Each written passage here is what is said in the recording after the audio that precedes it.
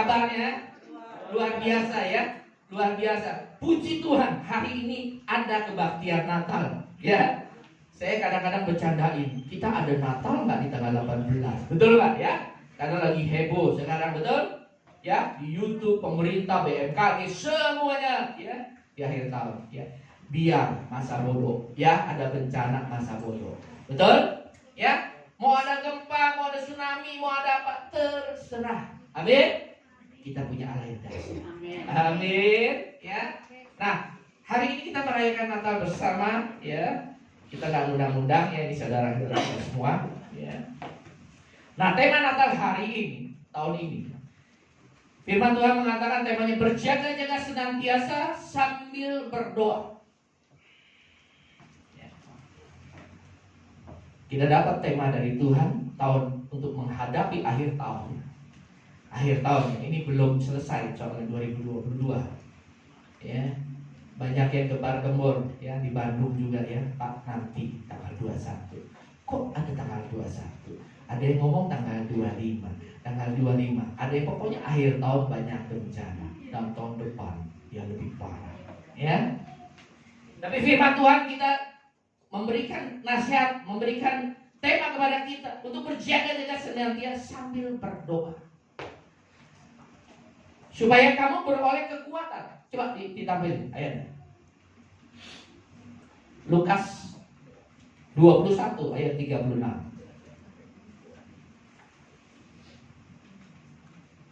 Akhir-akhir ini saya dapat bahwa kita sudah tidak bisa main lagi dalam kehidupan ini. Gak bisa main-main. Ya, gak bisa main-main. Beberapa minggu yang lalu juga saya sampaikan di sini. Gak bisa main-main lagi dalam beribadah. Justru dengan tanda-tanda akhir zaman semakin dekat, kedatangan Tuhan Yesus semakin dekat. Gak bisa main-main lagi dengan ibadah. Ya, justru firman Tuhan mengatakan menjelang harinya Tuhan, jangan engkau menjauhkan diri dari pertemuan-pertemuan ibadah seperti ini. Kenapa? Ibadah mengandung janji, mengandung kekuatan untuk kita melewati setiap persoalan hidup ini bersama dengan Tuhan. Amin. Jangan main-main. Dunia memang sekarang ini sedang menjauhkan, mencoba menjauhkan anak-anak Tuhan dari yang namanya ibadah. Amin. Ya. Tapi kita sebagai orang percaya, kita mau taat firman Tuhan. Ya. Nah, firman Tuhan mengatakan berjaga-jagalah senantiasa sambil berdoa, supaya kamu beroleh kekuatan untuk luput dari semua yang akan terjadi, dan supaya kamu tahan berdiri di hadapan anak manusia. Akhir zaman menjelang datang Tuhan Yesus tidak bisa main-main lagi. Amin. Coba buka ayat atasnya dari awal. Ayat 34 gitu Pak. Jagalah dirimu. Bagaimana kita menjaga? Ya, kita berjaga-jaga senantiasa sambil berdoa. Berdoanya nanti saya jelasin berdoa. Ya, karena berdoa itu bukan meminta sebetulnya. Ya. Jagalah dirimu supaya hatimu, kita harus berjaga supaya hatimu, makanya ada firman Tuhan, jagalah hatimu dengan segala kewaspadaan. Ya. Jangan syarat oleh pesta pora dan kemabukan serta kepentingan duniawi, supaya hari Tuhan jangan sampai dengan tiba-tiba jatuh atas dirimu seperti suatu jerah. Tuhan gak mau kita ditetapkan untuk menerima, mengalami harinya Tuhan yang maha dahsyat. Tuhan gak mau kalau kita celaka. Tuhan gak mau kita tersesat. Tuhan gak mau kita gak diselamatkan. Tuhan mau kita semua diselamatkan. Tetapi ada bagian yang harus kita lakukan, yaitu kita harus berjaga-jaga dalam kehidupan ini, bahkan semakin waspada menjelang harinya Tuhan. Lebih lagi, ya. Makanya firman Tuhan mengatakan jaga dirimu. Ya, karena keadaan dunia ini semakin gelap, semakin tidak baik. Ya. Bahkan orang-orang dunia ahli ekonomi mengatakan nanti tahun 2023 krisis ekonomi yang luar biasa, krisis dunia. Beda dengan tahun 98, krisis 98 atau krisis 2008, beda. Karena ini bicara dunia. Semua mengalami krisis. Dan dampak terbesarnya nanti tahun 2023. Tetapi apa kita khawatir, kita takut? Tidak. Karena kita punya Tuhan yang dahsyat. Amin. Kita nggak ditetapkan untuk celaka. Kita tidak ditetapkan oleh Tuhan untuk binasa. Tetapi kita ditetapkan oleh Tuhan untuk menerima keselamatan dalam nama Yesus. Amin. Nah, cuma ada bagian yang harus kita lakukan. Ya, kalau kita melakukan bagian kita, maka Allah melakukan bagian Dia. Amin. Ya, bagian kita apa? Jaga dirimu. Ya, supaya hatimu jangan syarat dengan pesta ampora dan kemabukan serta kepentingan-kepentingan duniawi. Jangan lagi ada kepentingan duniawi dalam hidup kita. Kepentingan dunia salah satu apa? Minta dihargai. Ya. Minta dihormati, itu kepentingan dunia. Jangan lagi. Karena itu gak ada manfaatnya. Amin. Jaga hati kita untuk hidup kudus benar. Perbaiki terus. Ini salah nggak ya? Ini salah nggak? Perbaiki hidup kita. Jaga hati kita dengan baik. Jangan kita pengaruh dengan keadaan dunia. Yang akhirnya orang dagang ya sekarang mesti nipu-nipu dikit, bohong-bohong dikit. Karena nyari duit susah. Nyari duit sekarang susah nggak? Susah? Yang usaha susah nggak sekarang? Susah. Ya? Semua sedang susah. Online pun susah kok. Makanya PHK di mana-mana. Perusahaan Tokopedia PHK sekian. Ya, semua. Kadang-kadang saya bingung, kok bisa PHK begitu banyak sih? Sekarang udah zaman online. Ternyata online pun sepi sekarang. Sehingga banyak PHK di mana-mana. Ya, belum di tekstil, belum di garment segala macam. Ya, kalau kita, hati kita condong kepada dunia, maka kita akan penuh dengan kekhawatiran dan ketakutan. Tapi kalau hati kita condong kepada Tuhan, apapun seperti lagu tadi, persoalan kita hebat sekali, tapi Allah kita jauh lebih hebat. Amin. Amin. 2000 tahun yang lalu Natal ini bicara kelahiran Tuhan. Walaupun Tuhan Yesus gak lahir di bulan Desember. Ya. Jadi Bapak Ibu mesti tahu, Yesus bukan lahir di bulan Desember ya, apalagi tanggal 25. Ya. Bukan. Ya makanya ada tertentu ya teman-teman saya yang menganut ini, dia nggak mau Natalan. Karena tanggal 25 Desember itu harinya kelahiran Dewa Mata. Kan kita kalau ngerayain Natal tanggal 25 kan bukan menyembah ngerayain Dewa Matahari Yesus, betul? Yang kita tetapi tanggal 25 Desember. Ya. Yesus waktu lahir kan banyak bintang di langit, betul? Orang-orang Majus lihat tuntunannya juga bintang kok. Desember itu musim dingin. Ya, mana ada bintang. Ya makanya ada teman saya kalau dia hitung Yesus lahir antara bulan 4 sampai bulan pertengahan Mei. Ya, cuacanya cerah. Ya. Tapi masa bodoh. Ya. Ya pokoknya yang kita rayakan setiap saat, setiap waktu adalah kelahiran Yesus untuk kita semua. Amin. Masalah waktunya terserah. Kayak hari ini kita 18. Ya, kemarin teman saya ada yang tanggal 11. Betul? Ya, terserah. Yang penting makna dari kelahiran Tuhan Yesus. Kenapa Tuhan Yesus lahir? Karena Dia sayang kepada kita semua. Amin.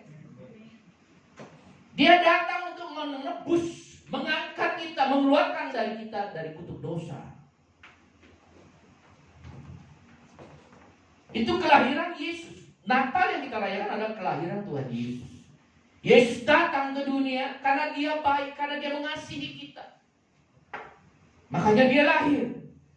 Dia merendahkan diri menjadi manusia untuk membebaskan kita, mengangkat kita dari kutuk dosa. Nah, yang sedang kita nantikan adalah sekarang kedatangannya kembali. Cuma bukan dalam wujud seorang bayi, tetapi dalam wujud seorang raja di atas segalanya. Amin. Yang kita harus lakukan kenapa kita harus berjaga-jaga senantiasa? Karena kita sedang menantikan kedatangan Yesus yang kedua kali. Ya Allah, layak nggak kita nanti untuk menyongsong Dia, menyambut Dia pada saat kedatangan Tuhan Yesus yang kedua kali? Kenapa Yesus mau datang kedua kali? Karena Dia mengasihi Bapa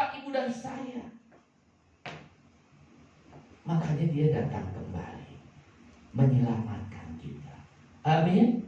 Makanya bersyukur, puji Tuhan, kita memiliki Allah yang maha baik, maha baik, yang selalu menjaga, memperhatikan segala apapun yang kita perlukan, bahkan keselamatan kita pun dia perlu. Sangat-sangat baik. Amin. Jagalah dirimu supaya hatimu jangan syarat oleh pesta pora dan kemabukan serta kepentingan dunia. Kenapa? Supaya nanti kalau misalnya hari Tuhan itu datang dengan tiba-tiba, ya, kita tidak jatuh, kita tidak tertimpa, hilang, ya, dia tidak jatuh ke atas diri kita seperti suatu jerat. Amin. Ya. Karena firman Tuhan mengatakan, coba buka 1 Tesalonika 5. Bagaimana kita harus berjaga-jaga? Ya. Ayatnya yang ke-8. 1 Tesalonika 5. Ya. Bagaimana cara kita berjaga-jaga menjelang kedatangan Tuhan Yesus, menjelang harinya Tuhan? Memang harinya Tuhan gak ada yang tahu. Firman Tuhan mengatakan Matius 24, ya, ayat kalau nggak salah ayat 36, ayat apa atau ayat 46, ya. Tentang anak manusia tidak ada seorang pun yang tahu. Anak manusia pun tidak tahu, hanya Bapa yang tahu.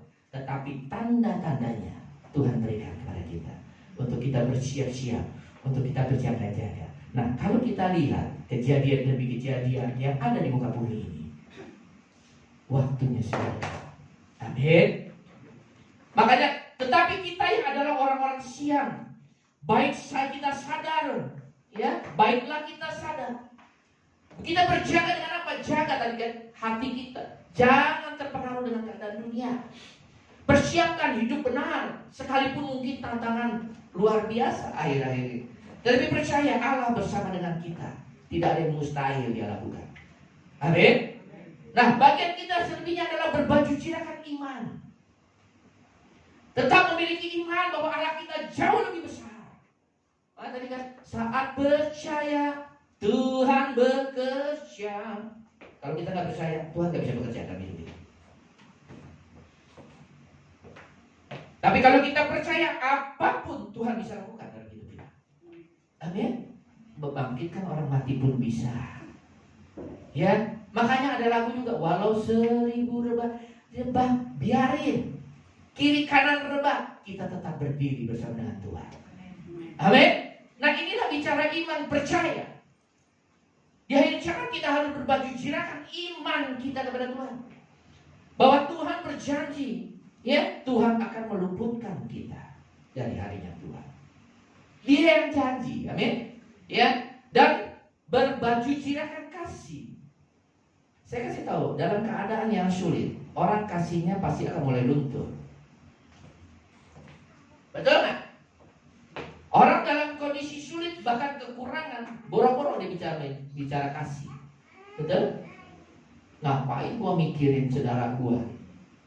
Ngapain gua mikirin mak gua, orang tua gua misalnya, ya? Lu orang kita juga masih kekurangan, betul? Mendingan kita pikirin diri kita sendiri. Nah, itulah akhir zaman. Keadaan manusia salah satunya adalah egois, mementingkan diri sendiri. Justru dengan seperti ini Tuhan mengatakan kamu harus berbaju jirakan kasih, tetap mengasihi. Amin. Ini yang harus kita lakukan dalam berjaga-jaga dan berketompokan pengharapan. Pengharapan, tapi firman Tuhan mengatakan tidak ada pengharapan yang lain kecuali pengharapan tentang keselamatan. Jadi udah gak berharap lagi sakit disembuhkan. Sudah gak bicara begitu kalau akhir zaman. Sudah gak berbicara lagi, Tuhan saya punya utang, iya gak? Kos-kosan belum bayar, kontrakan belum dibayar. Gak bicara itu lagi. Gak bicara berkat-berkat dunia. Walaupun nanti Tuhan pasti cukupi. Itu iman berbicaranya. Tetapi di akhir zaman firman Tuhan mengatakan berketompokan pengharapan tidak koma. Itu kan kata kesambung dengan keselamatan. Jadi dalam nanti kita di akhir zaman kita hanya berharap tentang keselamatan. Kita diangkat enggak ya? Kita diselamatkan enggak ya? Bukan lagi gua disembuhin enggak ya? Utang gua dilunasin enggak ya? Nanti kontrakan gua dibayarin Tuhan enggak ya? Kecil itu bagi Tuhan. Amin. Tetapi yang kita harapkan adalah keselamatan. Yang kita pikirkan adalah cuma keselamatan.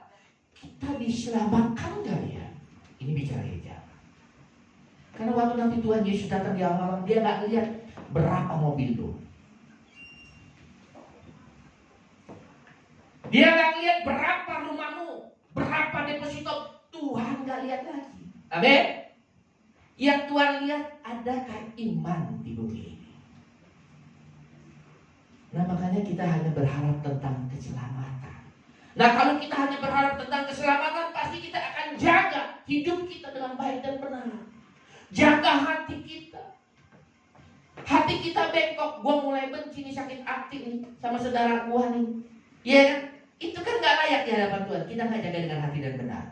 Nah, kita tahu, waduh, gua selamat gak ya kalau masih nyimpen ke akar kepahitan.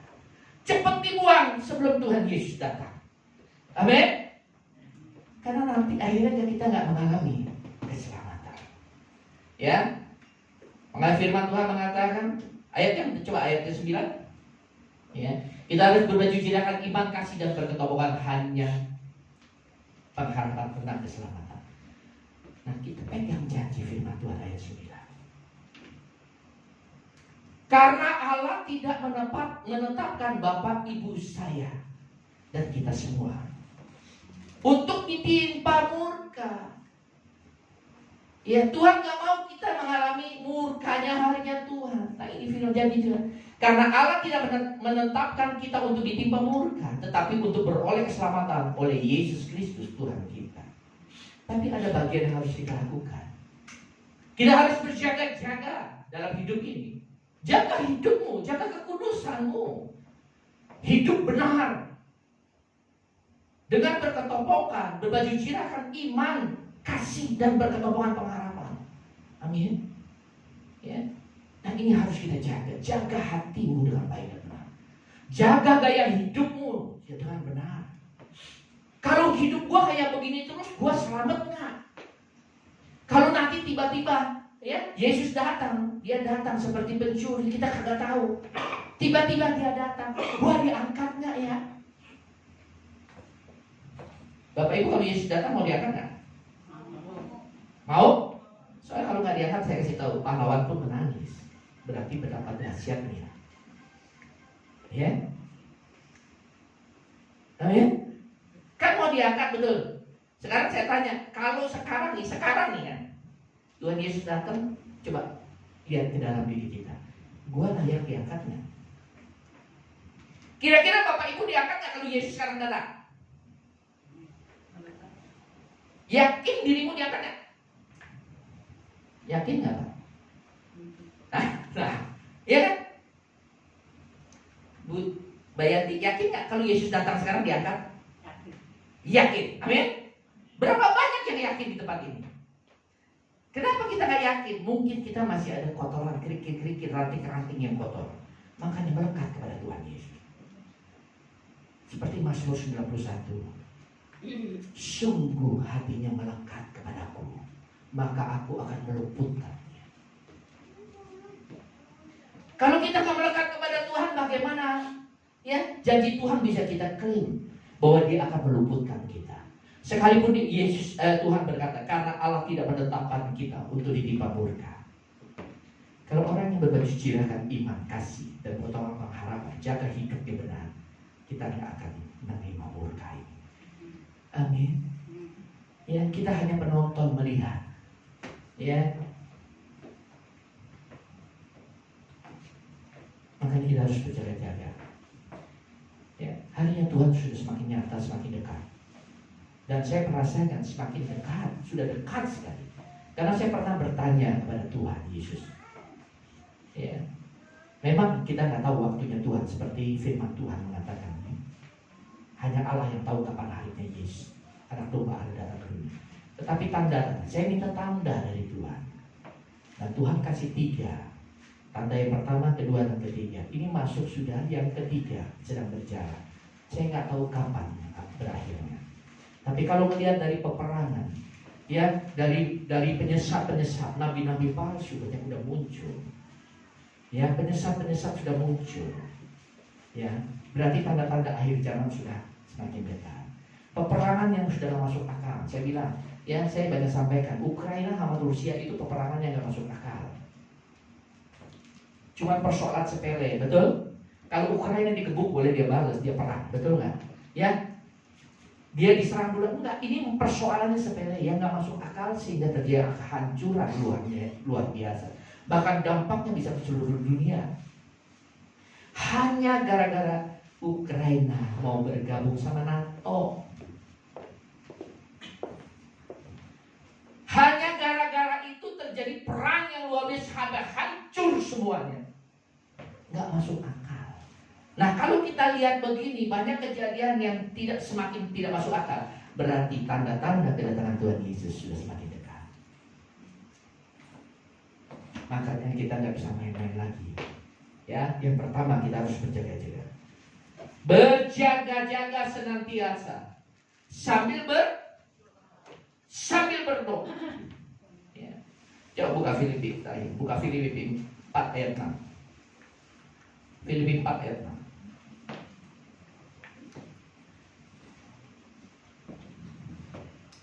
Bapak Ibu mesti tahu, berdoa itu bukan meminta. Ya, kemarin saya search juga di Google arti bahasa aslinya. Ya, arti dari berdoa bahasa aslinya. Ya, memang bangsa Yahudi ada yang mentafsirkan kalau berdoa itu meminta. Bapak Ibu berdoa itu untuk meminta. Ternyata bahasa aslinya bukan seperti itu. Makanya firman Tuhan mengatakan begini, janganlah hendaknya kamu khawatir tentang apapun juga, tetapi nyatakanlah dalam segala hal keinginanmu kepada Tuhan, kepada Allah, dalam doa dan permohonan. Ini kan permintaan kepada Allah, betul? Kan itu ada doa dan. Berarti ada pengertiannya dua. Doa sendiri, permohonan ya. Jadi jangan berpikiran bahwa doa itu minta. Enggak. Ada doanya dan juga ada permohonannya. Firman Tuhan mengatakan, nyatakanlah keinginanmu kepada Allah dalam doa dan permohonan. Berdoa dulu, baru mohon. Ya. Jadi doa tersendiri artinya dan mohon artinya sendiri. Nah, doa ini kalau saya lihat artinya adalah penyelarasan, pengkoreksian diri. Ini doa. Ya. Bahasa aslinya itu mengandung arti koreksi diri, pengkoreksi diri, ya. Diri kita ini dikoreksi agar sesuai dengan firman. Ada yang mengartikan doa itu menyelaraskan keinginan kita dengan keinginan Tuhan. Jadi waktu kita mau meminta, sebelum itu kita doa dulu. Menyelaraskan apa yang kita ingini dengan keinginan Tuhan. Amin. Kita connect. Makanya doa orang benar besar kuasanya. Firman Tuhan mengatakan, firmanku tinggal dalammu, engkau tinggal dalam firmanku, maka minta apa saja. Minta apa saja.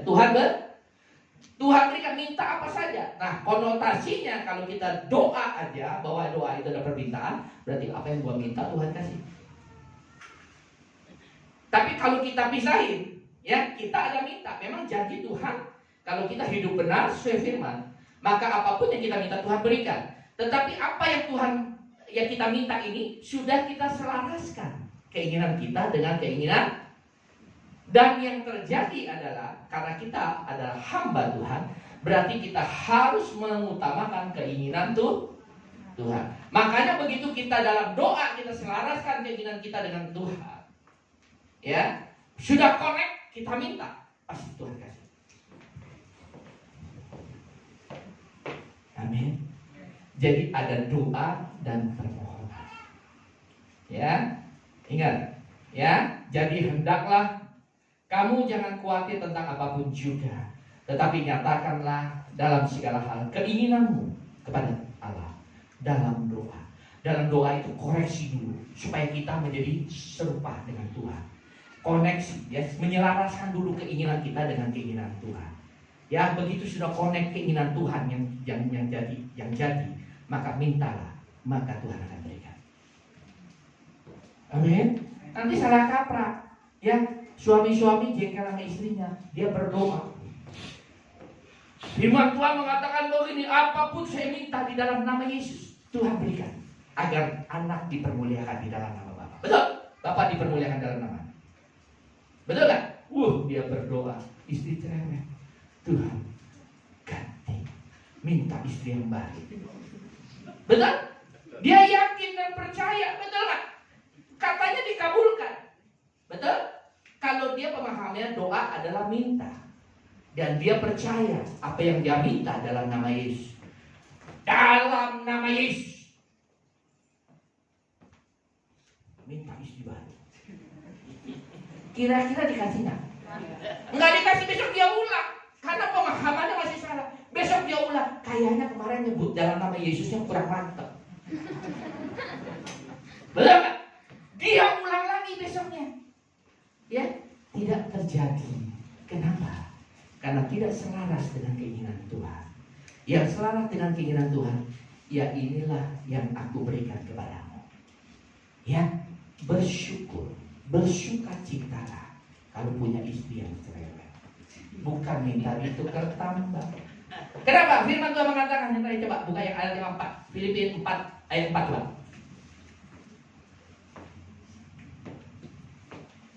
Bersukacitalah satu rumah sama istri yang cerewet. Amin. Amin, bapak-bapak. Punya istri cerewet, bersukacitalah senantiasa di dalam Tuhan. Kenapa? Karena kita tahu kenapa Tuhan kasih saya. Kan segala sesuatu Tuhan izinkan katanya. Betul? Segala sesuatu Tuhan izinkan kan? Kenapa Tuhan kasih istri kita yang cerewet? Tuhan tahu yang terbaik untuk kita. Amin. Karena Tuhan mau buah-buah roh dalam hidup kita muncul, membesar. Betul? Makanya dikasih istri yang cerewet. Supaya apa? Nih buah roh yang namanya ada kasih, kesabaran, sabar. Nah itu, ya, ngadepin istri yang cerewet mesti sabar. Buah rohnya semakin luar biasa, sempurna di hadapan Tuhan. Makanya dikasih istri yang cerewet. Amin. Amin. Jadi bersukacita. Tuhan baik, luar biasa. Tuhan ngerti loh, supaya saya diangkat nanti kalau Tuhan Yesus datang. Diujinya pakai istri. Amin. Dikasih istri yang cerewet, bersukacita senantiasa. Doanya beda, ya, bukan doa minta kawin lagi. Amin. Pasti doanya dia ucap syukur. Tuhan, saya bersyukur, walaupun dengan air mata, ya, bersyukur, ya, Tuhan kasih istri yang cerewet supaya saya sempurna di hadapanmu, menjadi serupa dan segambar dengan Tuhan Yesus. Tuhan Yesus dimaki, disakiti, dihianati, tetap dia tidak membalas. Amin. Setia, bersukacita dengan istri yang cerewet dalam Tuhan. Bahkan diomongin untuk suami, sekali lagi aku katakan, suami-suami bersukacita punya istri yang cerewet. Amin. Ya. Nah ini yang harus kita lakukan. Ya, saya udah dikasih tanda tuh, 5 menit lagi habis. Saya biasa khotbah 3 jam soalnya. Kali ini saya Pak 20 menit, aduh 20 menit saya nanti baru ngomong sedikit udah habis waktunya. Saya nawar 30 menit boleh nggak? Boleh Pak, tapi dijagain terus Pak. Tuh, apa namanya? Saya bilang ya udahlah, itu jam kan gede. Kasih tahu.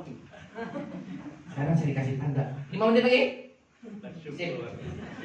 Bersyukurlah. Ya. Amin. Bersukacitalah senantiasa dalam Tuhan. Sekali lagi aku katakan bersukacitalah. Ayat kelima. Hendaklah kebaikan hatimu di akhir zaman. Hendaklah kebaikan hatimu diketahui semua orang. Kenapa? Tuhan sudah dekat. Amin. Suami-suami, biarlah kebaikan hatimu dirasakan oleh istri dan anak-anakmu. Biarlah kebaikan hatimu dirasakan oleh tetanggamu, saudaramu. Ya, Tuhan sudah dekat. Jangan sampai nanti harinya Tuhan datang, Tuhan masih melihat hatimu yang tidak benar, Anda tidak layak di hadapan Tuhan. Kalau Anda tidak layak, bukan berarti selesai hidupmu, bukan selesai namanya perjuanganmu gitu Tuhan. Tapi berat. Karena firman Tuhan mengatakan seorang pahlawan pun nanti, ya, kita sudah diangkat, bapak ibu ketinggalan, masih Kristen KTP-nya, cuma nggak lolos pada saat pengangkatan yang pertama, ya, sehingga kita harus mengalami hidup berdampingan dengan antikris. Firman Tuhan mengatakan seorang pahlawan pun, pahlawan itu super hebat, dia adalah pemenang, dia jago, hebat, gagah, kuat. Tapi firman Tuhan mengatakan seorang pahlawan pun akan menangis. Berarti betapa hebatnya untuk orang-orang Kristen, ya, yang nanti di harinya Tuhan mengalami intimidasi luar biasa. Tapi firman Tuhan mengatakan siapa yang bertahan sampai kesudahannya, bertahan di proses zaman kesulitan, maka menerima kata kehidupan. Tapi siapa? Mendingan kita berjuang sekarang, betul? Daripada nanti pada saat kita mengalami penyiksaan, penderitaan, kita berjuang dengan lebih berat. Mendingan kita berjuang sekarang. Kita jaga hati kita, hidup kita semuanya, dan kita mengucap syukur kepada Tuhan. Betul? Berdoa, terus menyelaraskan hidup kita dengan Tuhan. Kita banyak berdoa, ya. Berjaga-jagalah senantiasa sambil berdoa. Berdoa ini menyelaraskan hidup kita dengan Tuhan, menyelaraskan setiap keinginan kita dengan Tuhan, sehingga hanya ada keinginan dan kepentingan Tuhan dalam hidup kita. Hanya ada dalam kepentingan Tuhan dalam pelayanan kita, dalam rumah tangga kita. Amin. Kepentingan Tuhan apa? Dia mau hidup kita memuliakan nama Tuhan. Amin. Dia mau dalam kehidupan, dalam pekerjaan, dalam rumah tangga kita memuliakan nama Tuhan, bukan jadi sandungan. Dalam hidup kita jadi berkat, jadi terang, jadi garam. Sekarang banyak orang yang jadi garam apa jadi kompor di dunia ini. Bapak Ibu tahu semuanya. Jadi kompor. Nah, ini tanda-tanda akhirnya luar biasa. Kompor sekarang, betul nggak? YouTube kompor semua isinya. Hamba Tuhan juga tukang kompor sekarang semuanya. Betul? Apalagi kemarin saya ini ya, ada satu, saya gak usah kalian. Banyak jemaat khotbah, tapi ngomongin Sambo. Nah, ini gimana nih? Ini pengkhotbah, bukan pengkhotbah ya. Ya, pokoknya yang di sini lah ya. Dia lagi banyak jemaatnya. Ya. Dia ngomongin Sambo. Ngomong sama jemaatnya. Dia ngomong, itu Sambo katanya. Ya, jangankan kita katanya, anak buahnya aja dibunuh kok. Dia bilang, itu orang kejam kok, orang sadis, orang ini kok.